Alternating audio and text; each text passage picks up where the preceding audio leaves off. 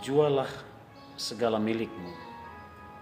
Injil Matius bab 19 ayat 16 sampai 22. Mother Teresa dari Kalkuta pernah datang ke Kongo, Afrika. Umat Katolik di Kongo sangat senang dengan kehadiran sang biarawati yang rendah hati itu. Ketika tiba di bandara, seorang wartawan mewawancarainya.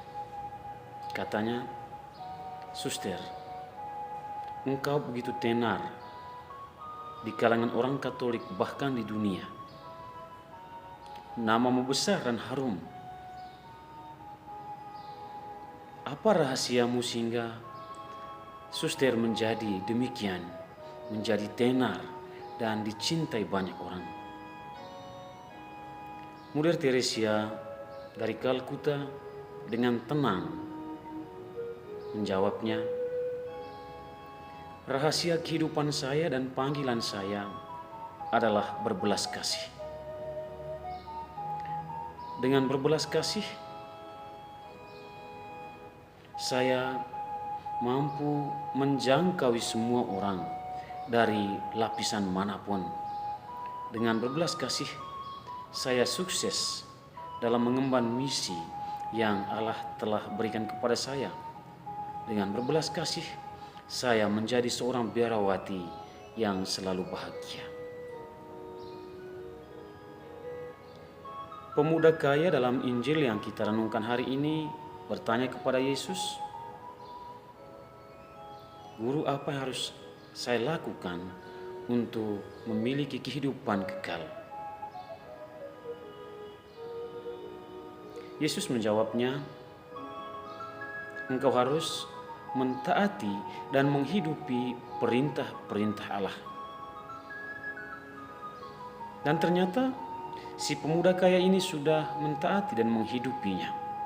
Dan dia pikir mentaati dan menghidupi 10 perintah Allah itu sudah sangat cukup baginya untuk masuk ke dalam kerajaan surga, untuk mengalami kebahagiaan yang sesungguhnya. Namun Yesus mengatakan kepadanya bahwa itu tidak cukup. Satu hal lain yang penting dan bahkan terpenting adalah berbelas kasih.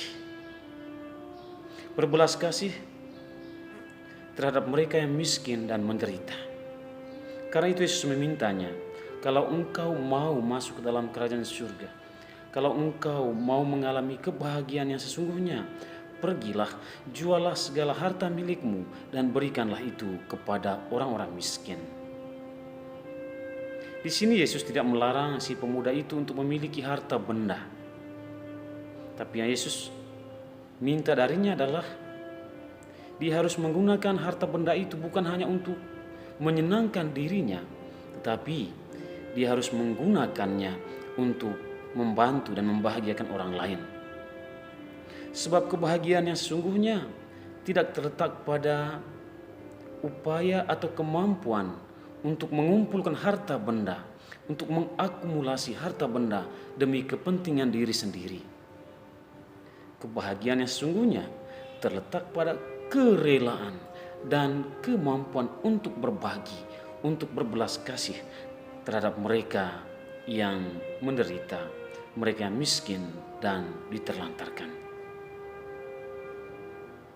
Namun si pemuda tadi tidak bersedia untuk melaksanakan seperti yang Yesus katakan. Dia tidak bersedia untuk berbelas kasih seperti Mother Teresa dari Kalkuta. Karena itu dia sangat sedih dan kembali ke rumahnya. Kita semua mengimpikan kebahagiaan kini dan di akhirat kelak. Dan Yesus sudah menunjukkan kepada kita jalan untuk sampai ke sana. Mentaati dan menghidupi perintah-perintah Allah merupakan jalan yang menghantar kita kepada kebahagiaan selama kita mengembara di dunia ini dan di akhirat kelak. Namun itu tidak cukup. Yesus meminta kita untuk berbelas kasih kepada sesama, terutama mereka yang membutuhkan kehadiran kita, mereka yang membutuhkan bantuan dan belas kasihan kita. Yesus meminta kita untuk menjual segala sesuatu yang kita miliki. Kita semua bukan orang-orang kaya, saya yakin. Kita adalah orang-orang miskin. Tapi itu tidak berarti secara otomatis kita mengalami kebahagiaan. Secara otomatis kita akan masuk ke dalam kerajaan surga.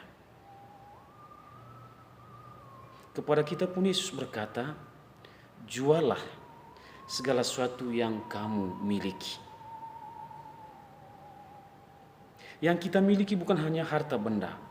Ada barang lain, ada hal lain yang kita miliki yang menghalangi kita untuk mengalami kebahagiaan yang sesungguhnya.